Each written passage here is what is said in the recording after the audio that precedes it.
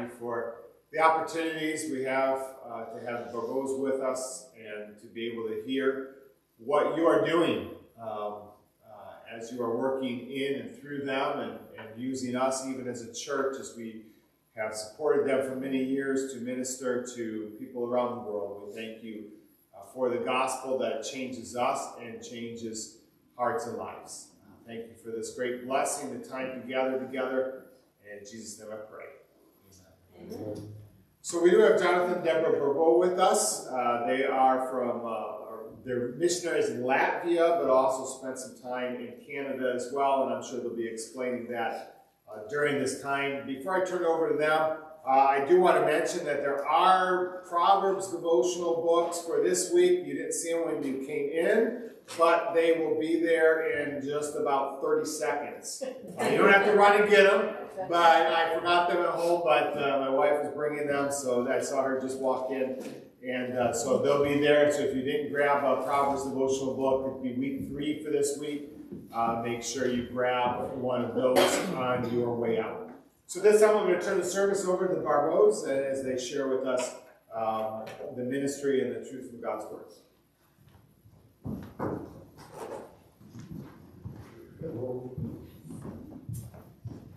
Where's the safe place? Down here. Maybe down here. Yeah. So it is good to be with you this morning. We got to meet some of you. Almost all new faces, except for maybe a couple. So, and if we don't remember you, just remind us of your name, and because it's been a while since we've been back. I was here in 2019, but I actually didn't come to the church because it was kind of in between Sundays, and that's when I met your new pastor, so Scott and Jennifer Barker, and it was wonderful to get to know them. And but before that, I was here in 2017, but by myself. So it has been years. I actually don't remember when Deborah was here, so she can probably share. When was that you were here? 11 years ago. 11 years ago, yeah. And if you see our little prayer card, you'll notice that we're missing someone. And she's down in Flint area. That's kind of where we're headquartered while we were here in Michigan. And she has been traveling so much. And she's a little trooper, but she gets car sick, and we're like, okay, we're going to Latvia tomorrow, actually. So you can imagine how long that trip is across the ocean. So we thought she needed to stay back. But she, of course, would love to have seen you. If we could have just transported her. That would have been fantastic. It would have worked. So what is my connection here? I grew up in Michigan, in Grand Blanc. That's where I was born and raised, in just south of Flint. But I had a grandma who had a cottage in this area, so right off of Cinder, I believe. And then she moved up here later as well. So we would come up to this place. And one of my aunts also moved up here, and she attended this church. Her name was Carolyn Allen. That rings any bells. That was a while ago, like a few years in the past. So that's how we got acquainted with you. That was maybe 25 years ago. We've been in Latvia for 30 years, so it's been a long time. And you've been a part of the ministry there for the last 25. So thank you. It's been amazing to have your prayers and your support, and it's been great to come back and to see how things changed, and what the Lord is doing in your midst. So, Latvia. Most people don't know where it is. That's fine if you do not. It's just south of Finland, west of Russia, east of Sweden, and north of Poland. If that helps. And it's a small little country, the size of West Virginia. Possibly, I should look this up. Maybe it could be the size of the Upper Peninsula. I don't know. That just dawned on me. Maybe I could make that equivalent. I would have to check that one out. But the country was part of the Soviet Union for many years. starting in 1941 when it was invaded by the Soviet Union. They had their independence between World War I and World War II for the very first time. So they're a new country that just developed between the wars. They were taken over again, and then they regained their independence in 1991. And we show up in 93. You can imagine what kind of changes we've seen over the years and how it was back then. We have all kinds of stories, some scary and some wonderful, but it was the Wild West. But God was doing incredible things during that time, and we just felt very privileged to be there. Some more, I'll just have Deborah share more about the ministry. Just kind of an overview, and then we'll open it up for questions and answers. And then during the service, I'll share from the Word. That's kind of the outline of what's going to happen. You'll stay up here with me. Oh, sorry. Because maybe you'll want to say something. Yes. Sounds good. Sounds good. So,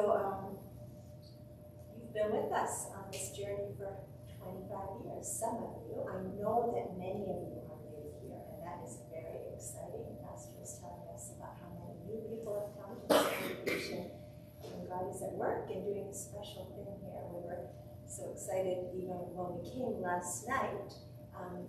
They were busy doing outreach through hockey, like not once a week, but many nights a week, and I love it. I love it. God is at work everywhere. We were just talking with Jennifer that the mission field is not what we consider a foreign country, right?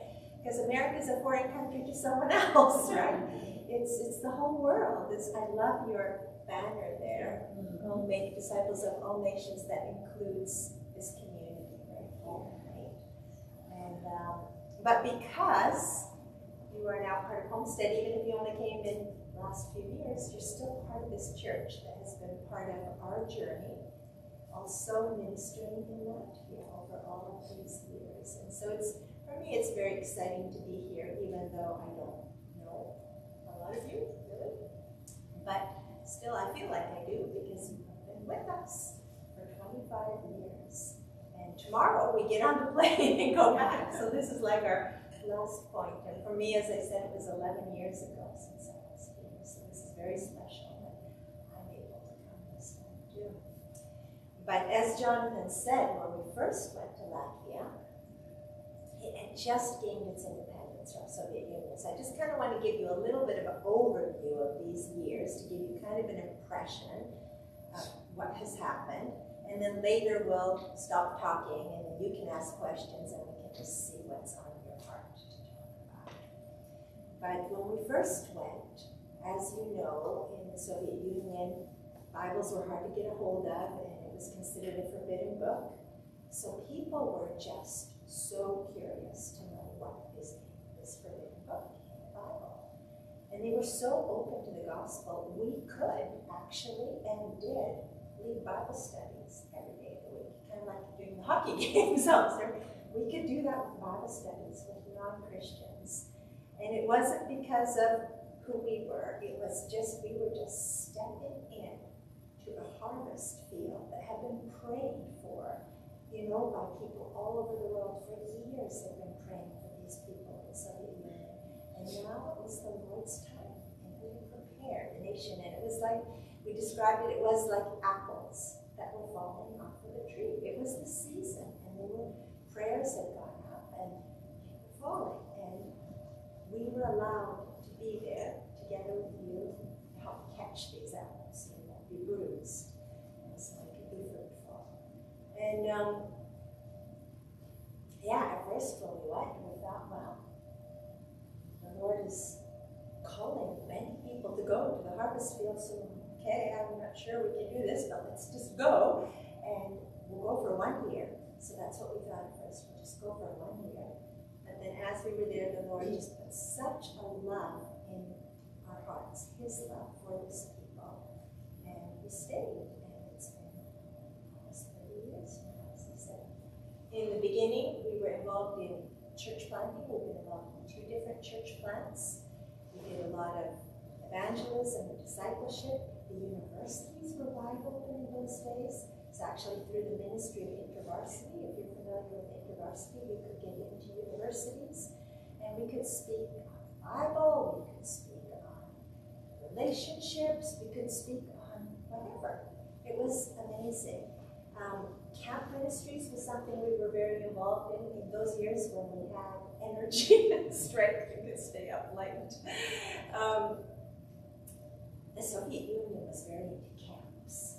That's kind of how they organized things, through camps, communist camps, and everyone would go to camps during the summer. So the people were used to the idea of camps. So Christian camps, that was also kind of an acceptable thing. People would come to camp. And many people would become Christians at the camps. And then they could come into the churches. That was an exciting thing. Another thing that we got involved in kind of the next season, when we grew a little older and had a little bit more experience in our own marriage. By the way, we did get married in Latvia, actually. Then we started marriage retreats. And when we first went to Latvia, there was 80% divorce rate. And typical family was a grandma, a mom, and 1 or 2 children. That was a typical family. So that was an exciting ministry to be part of too. And as the years went on, fast forward about 20 years, many Latvians had become Christians and had grown in their faith and had become leaders in their nation, leaders in the church, leaders of various ministries. And we were wondering, is our job over? Is it time to do something else? And as we prayed about that, it also kind of dovetailed with a hard season in our life of burnout. And we're like, we had so much joy in the Lord of doing this work. But I think there were several reasons we learned that we maybe didn't understand the boundaries. We maybe didn't understand Sabbath rest, different principles that God has for us that are right there for us, but we hadn't understood them fully. And we were struggling with burnout.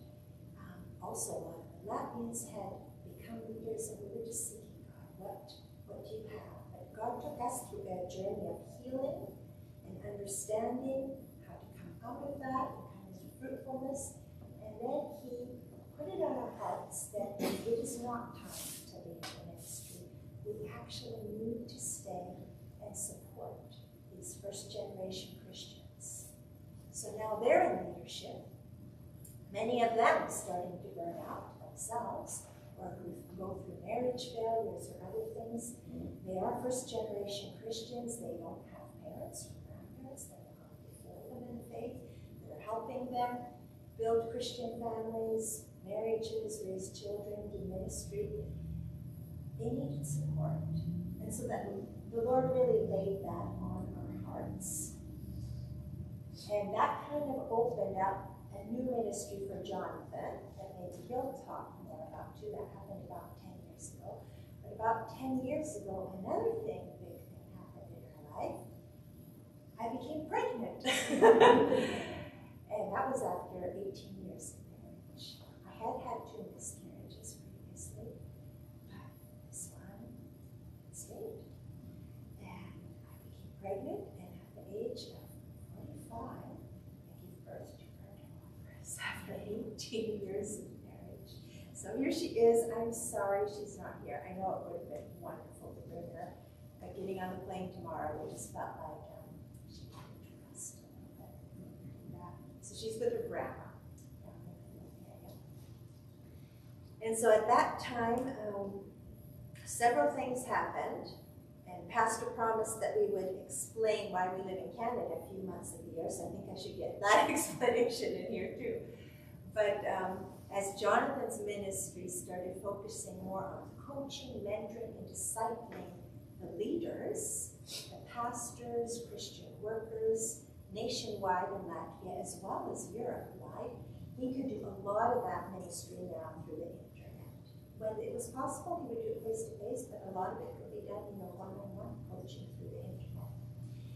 And then at the same time, we had a daughter, and we were like, okay, how are we going to provide for her? She doesn't have any siblings. We are older parents.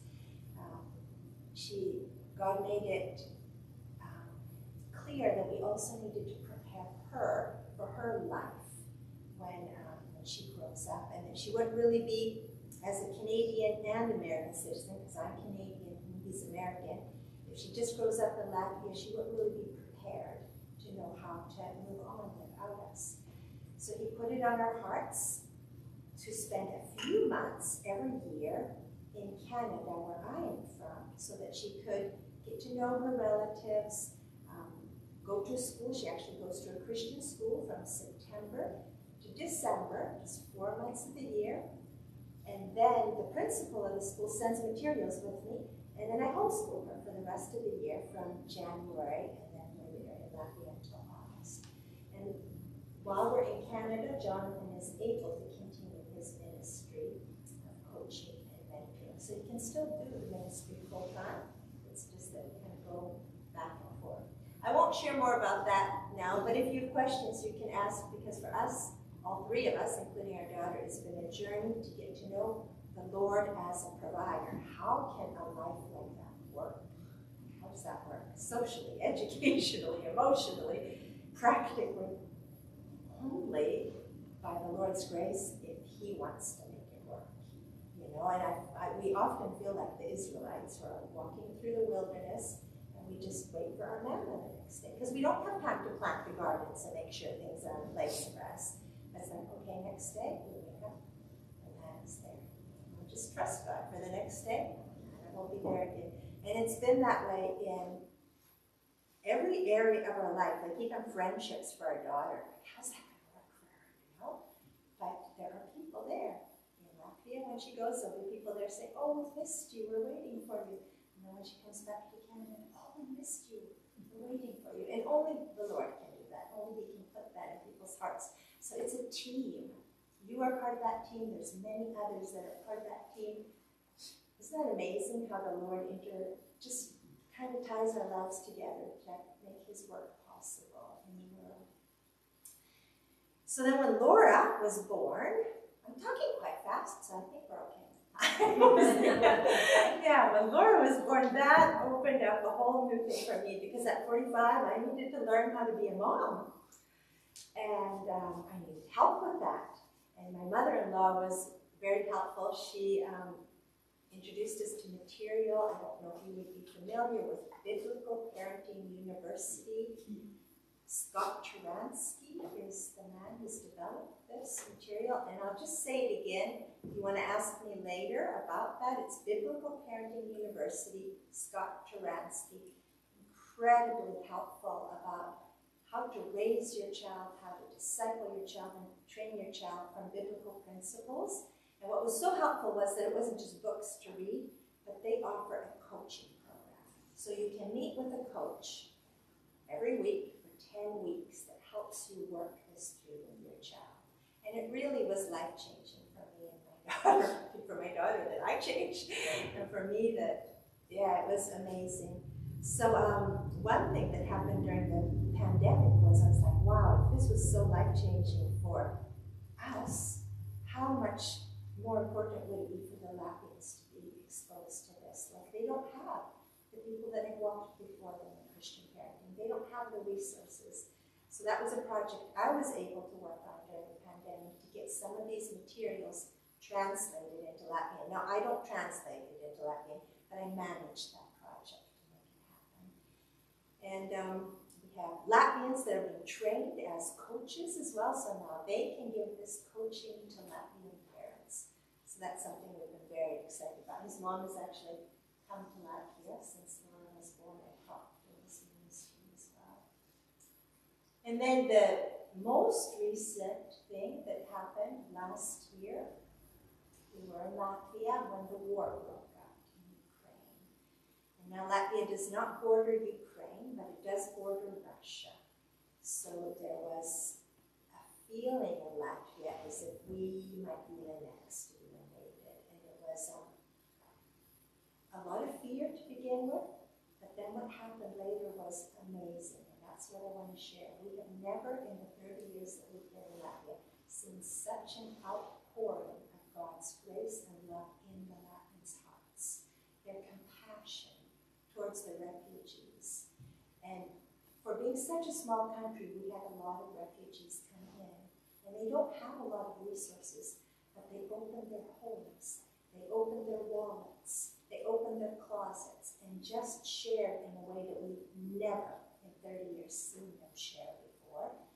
And you know, when you start allowing the Lord's love to flow in you and through you, it changes you. It's not just a blessing to those who are receiving, it changes you. And we feel like the Lord has used this horrible, horrible thing to heal the Latvian nation.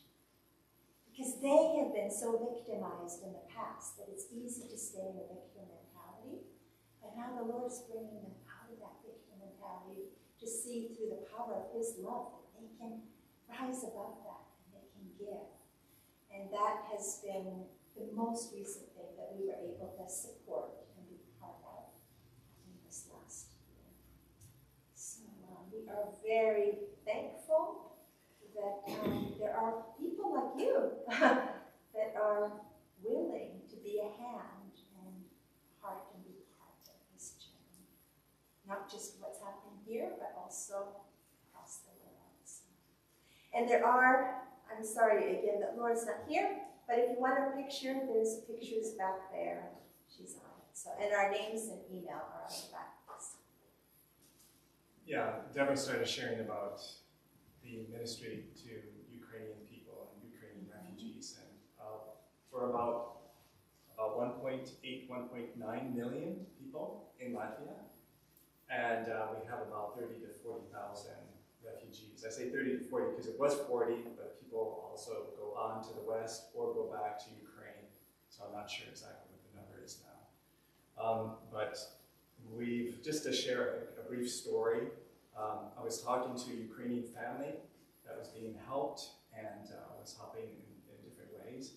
And the grandma of the family was just weeping. She was saying, we're just so thankful to the Latvian people. They just opened up their hearts. They've given us so much, we don't know how to repay them. And there was a Latvian next to me, and she was weeping too, and she was like, yeah, we had no idea we had it in us to give so much. So that's just like, wow. And I've shared that with other Latvians, and they said, yes, that's how we feel. This is just an amazing moment in history. So, but we want to open it up to you if you have any questions or comments. This would be a great time. So you say a little bit more about the mentoring Yes. thing that you're doing? Yes. So I do what we call coaching, and that's specifically focused on ministry, like ministry goals that the person has. So and generally it's with missionaries and pastors and other Christian leaders, but not only. It's also other lay leaders. But it's interesting because in this coaching program, it often starts that way with ministry goals that people have.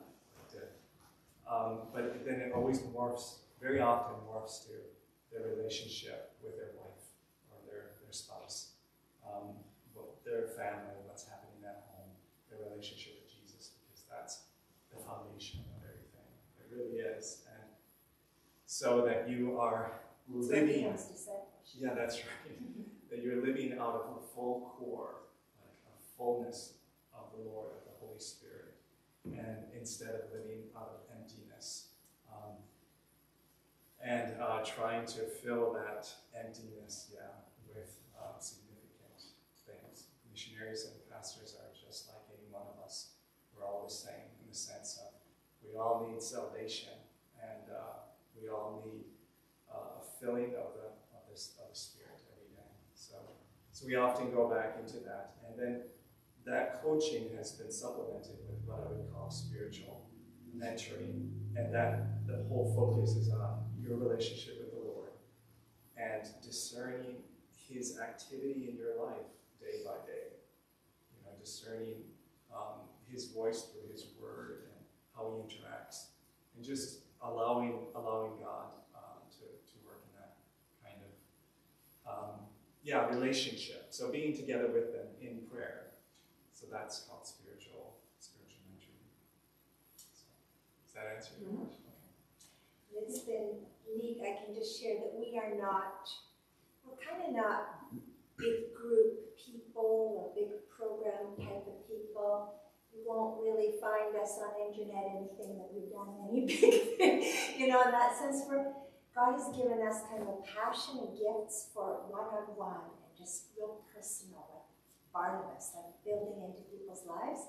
But it's been so neat how God uses all the people he's created and the different gifts he's given them and ties it together for his purposes. So the way he's done that using us is Jonathan has this wonderful gift of really connecting one-on-one.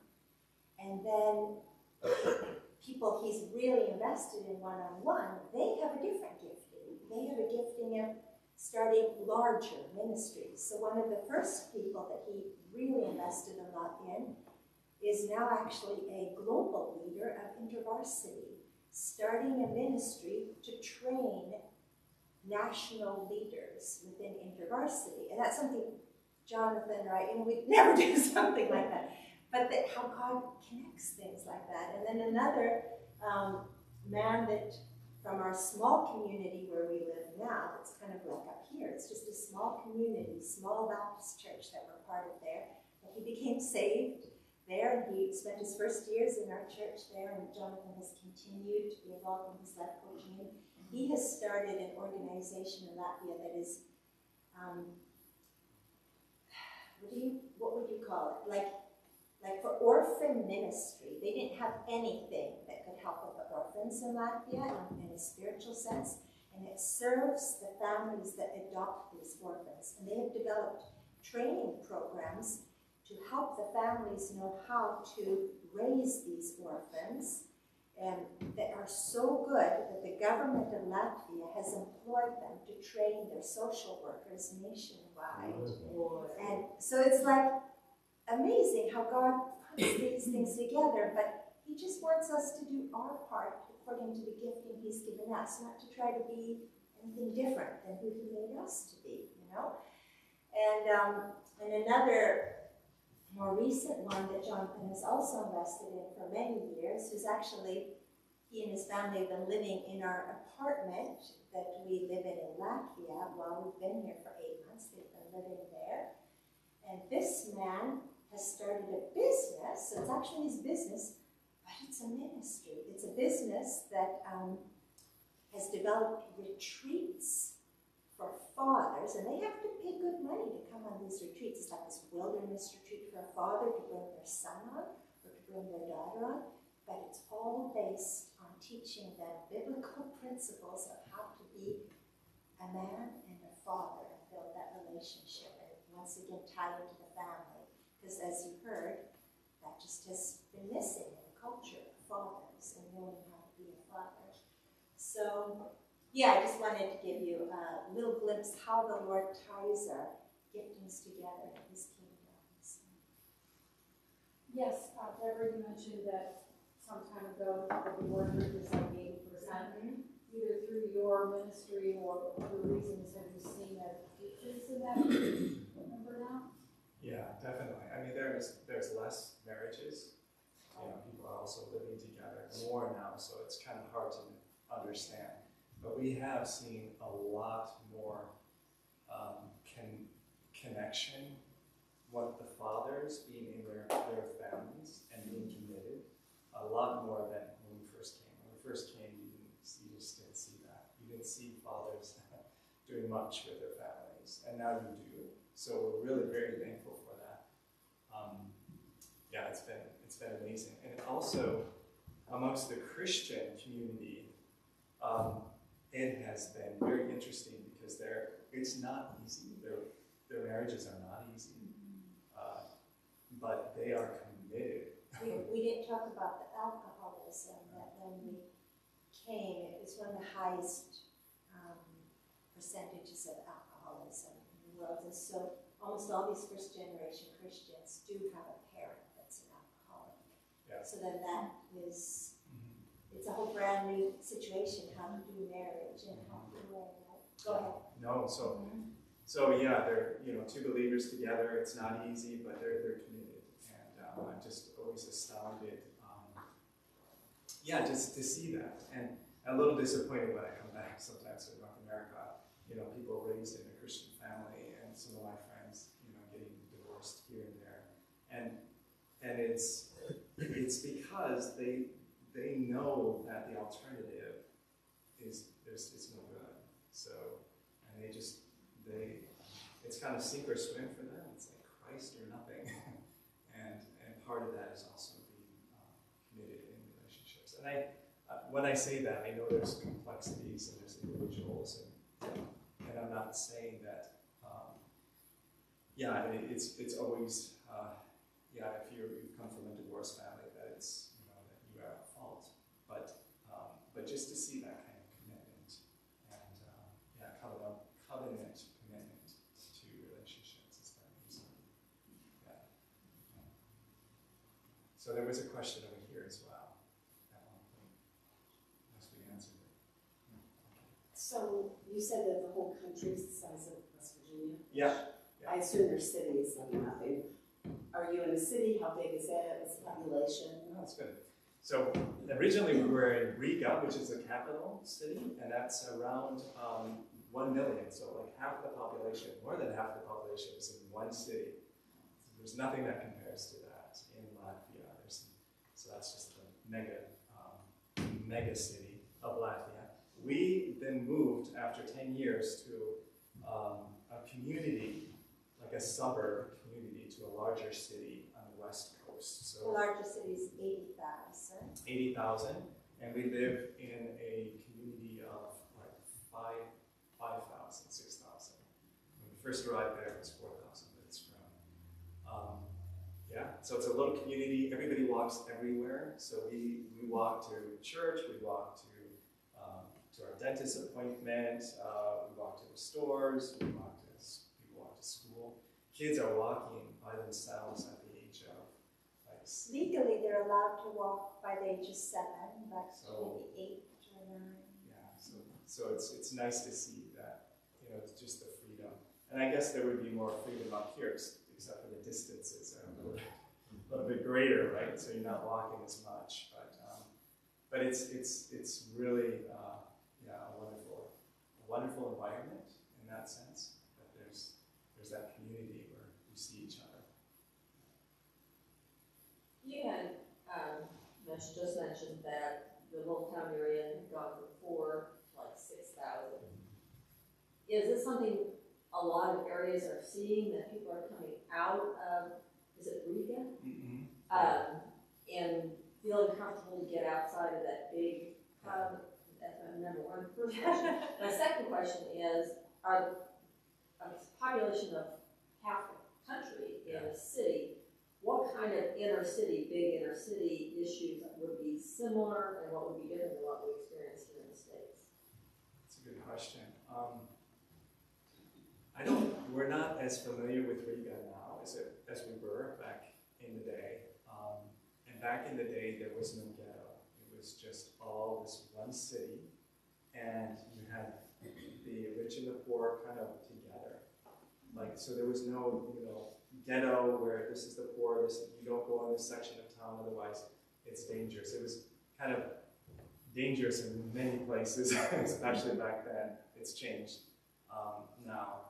So yeah, that is different. And then when it comes to moving outside of the city, there's definitely, people are moving outside and trying to move into like sleeping communities. So if you have the resources, that's what people normally do.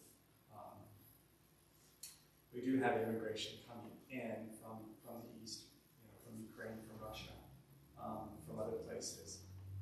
But often it's like kind of a stepping stone to somewhere else in the West, because most people want to go to like Scandinavia, Sweden, or Ireland or another place. They don't want to stay in Latvia necessarily.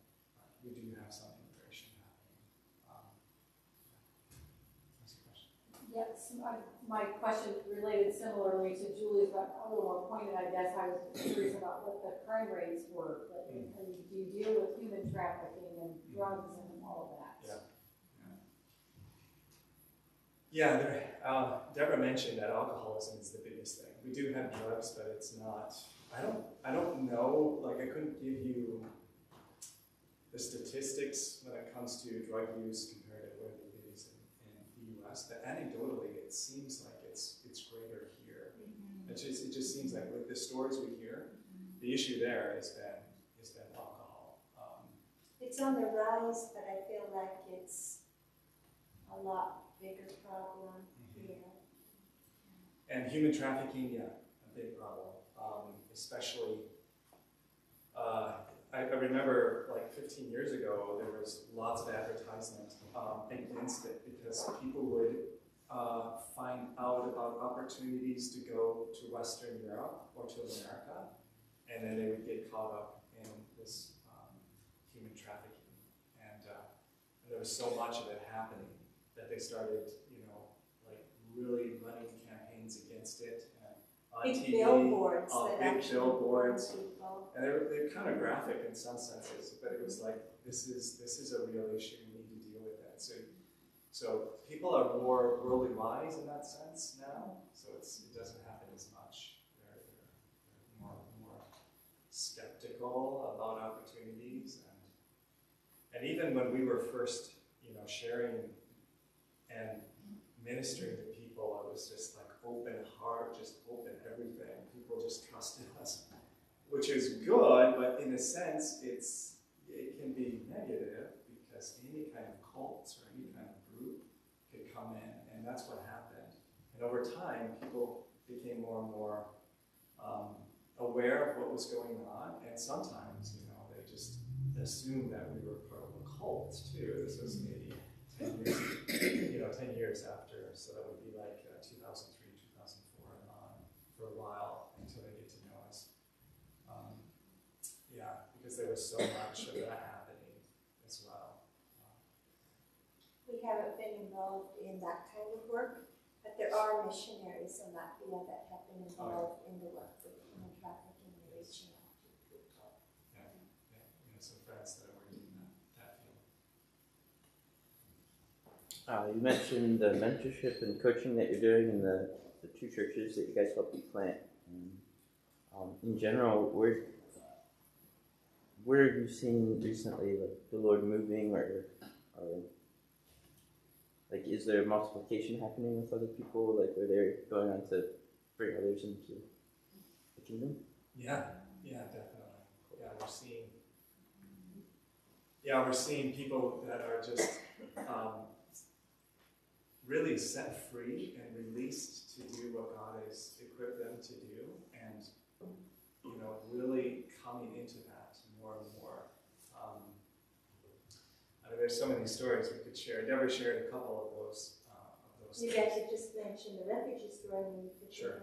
I was just thinking, just in the last few months that we were there, several of these first-generation Christians that we talked about, that we've been involved with throughout the years, I would say 3 of them basically gave up their jobs to kind of full-time take advantage of this opportunity of the refugees coming in.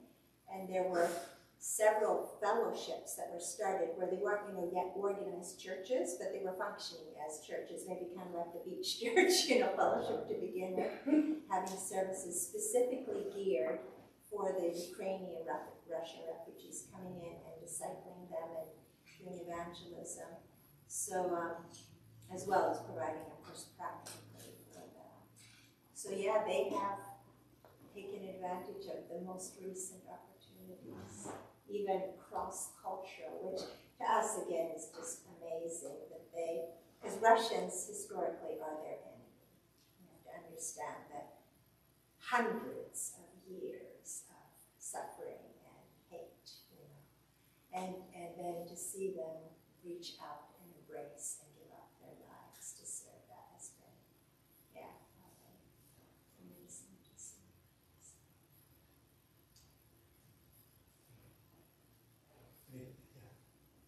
Go ahead. Yeah, I have a question. Because of the ties to Russia and the way Russia has moved populations into these regions that they've taken over, is there a big Russia influence of native Russians that have kind of lived there and they made that their home, but they have big ties back to Russia. Yeah. Is that any kind of an issue between people that are non-Russian? Yeah. When we, it was that the process that you're describing was called Russification, and it was part of the policy of the Soviet Union to Russify these small satellite states. And so Latvia was very much part of that. So there was, in the Baltics, which is the three countries, Latvia, Lithuania, and Estonia, Latvia has the largest population of Russians, and percentage-wise as well. So, and there has been a strong divide between the two. The culture is quite different. The languages are completely different. Latvian is not a Slavic language. It's not related to Polish or Russian or the other languages in the area. So it's just very different. And there is this animosity between the two, especially with the war happening. There's a difference in opinion. And we know there's a lot of Russians that are against this Ukrainian invasion, but it's hard to tell who is and who is not. But that's caused even a greater friction between the two groups. There's a lot more to it than that, but in short, that's what's Now you're on the West Coast, we're on the West and Coast. I'm assuming they're more Latvia than Russian.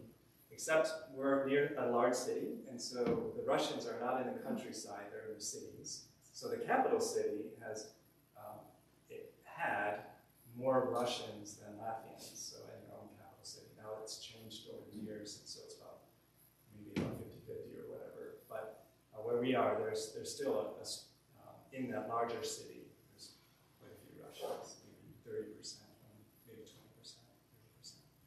Now, does your church have a mixture, or? No, because we live in a country, more in this little town, there would be very few Russians. So no, we wouldn't have any Russians in our group. But we do have a vision to see the two groups come together and for Christ to heal the dividing wall, kind of like between the Jews and the Gentiles and the Palestinians and Israelis, and just that this would happen, because that's what the gospel does. It breaks down that dividing wall as well. But we should share that previously when we lived in Riga, the church plant we were involved in there did have Russians and Latvians in it. Yes. So we were together and we would sing in both Latvian and Russian. Yeah. And they did come together in that church.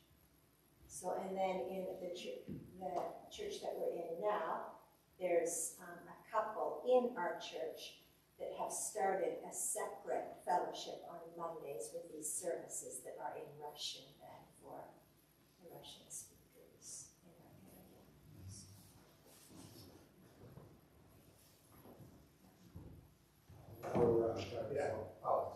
Okay.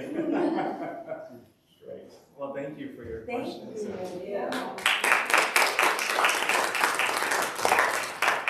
All right, we'll hear more in the morning service. We'll take opportunity right now to provide just a quick break, and we'll start a inspiration in just a couple minutes. If you want to grab a quick snack and drink, and then we'll start a inspiration.